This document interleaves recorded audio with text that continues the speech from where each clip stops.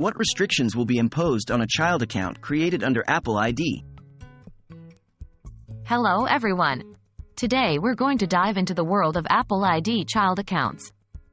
This topic is especially important for parents or guardians who want to give their children access to Apple services but also want to ensure a safe and appropriate environment. We'll talk about the restrictions that are put in place when you create a child account under your own Apple ID. What is an Apple ID child account?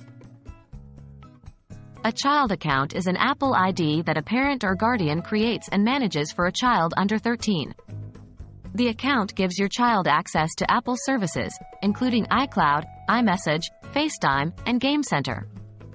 The child account is a part of Apple's family sharing feature, which allows sharing of iTunes, Apple Books, and App Store purchases, an Apple Music Family subscription, an Apple News Plus subscription, an Apple TV Plus subscription, and an iCloud storage plan. What restrictions are in place for child accounts? Now, let's talk about the main focus of our video, the restrictions that are placed on these child accounts. 1. Ask to buy. The Ask to Buy feature is turned on by default for child accounts.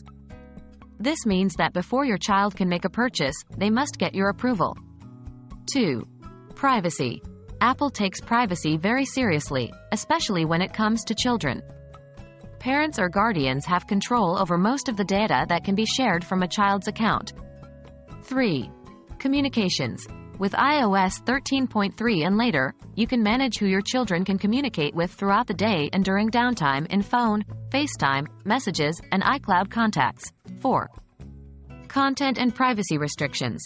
You can also enable restrictions for explicit content, purchases and downloads, and privacy on your child's iPhone, iPad, or iPod Touch using content and privacy restrictions. How can I change these restrictions? It's important to note that you have control over these restrictions. Parents or guardians can modify these settings to allow more or less freedom, based on what they feel is appropriate for their child. To change these settings, you'll need to go into the Screen Time section of your device's settings, then select Content and Privacy Restrictions. From there, you can adjust the settings to best suit your child's needs. That's all for today's video on Apple ID child account restrictions. It's a delicate balance between granting children some independence in using their devices and ensuring they are protected from inappropriate content or potential risks.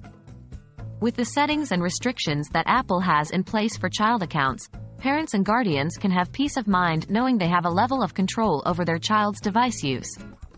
Thank you for watching. We hope this video has been helpful. Remember, it's all about finding the right balance that works for your family.